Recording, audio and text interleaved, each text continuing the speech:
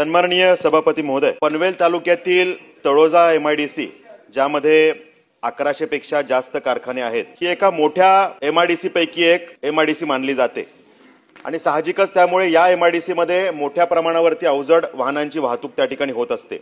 रस्त्याच्या दुतर्फा वाहन पार्किंगची मोठी व्यवस्था ही त्या ठिकाणी केली जाते। मोठ्या संख्येचे 140 कॅपॅसिटीचं एक त्या ठिकाणी वाहनतळ आहे, पण तरी सुद्धा रस्त्याच्या दुतर्फा ही पार्किंग होते। या बाबतीत 4 स्पेसिफिक प्रश्न आहेत सभापती महोदय, की MIDC ने जर 140 कॅपॅसिटीचं हे पेंट पार्क त्या ठिकाणी केलंय आणि त्यामुळे या ठिकाणी दुतर्फा रस्त्याच्या जी काही वाहनं उभी केली जातात त्यामध्ये ट्रॅफिक विभागाचे अधिकारी जे दुर्लक्ष करतायत त्यांच्यावरती काय कारवाई करणार हा प्रश्न आहे। त्या ठिकाणी ठाणे, कल्याण, डोंबिवली, भिवंडी सारख्या सगळ्याच भागाकडे वाहनाची वाहतूक या ठिकाणी होते आणि त्या ठिकाणी मारुती सुझुकीचं एक वॉशिंग सेंटर आहे की ज्या ठिकाणी त्यांची स्वतःची पार्किंग व्यवस्था नसताना त्यांना मान्यता मिळाली आणि त्यामुळे रस्त्यावरती वाहनाची पार्किंग केली जाते। अधिकाऱ्यांच्या शासकीय त्या ठिकाणी अधिकाऱ्यांच्या आशीर्वादाने हे त्या ठिकाणी घडतंय, त्यामुळे अशा अधिकारी कर्मचाऱ्यांवर कोणती कारवाई केली जाणार हा दुसरा प्रश्न।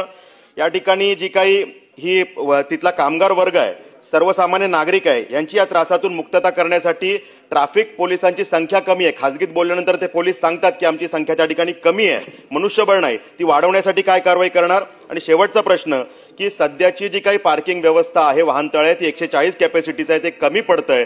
त्या ठिकाणी ही MIDC मोठी आहे, त्यामुळे ह्याच्यामध्ये अजून मोठं वाहनतळ निर्मिती करण्यासाठी आपण काय कारवाई करणार। सर्वप्रथम सदस्य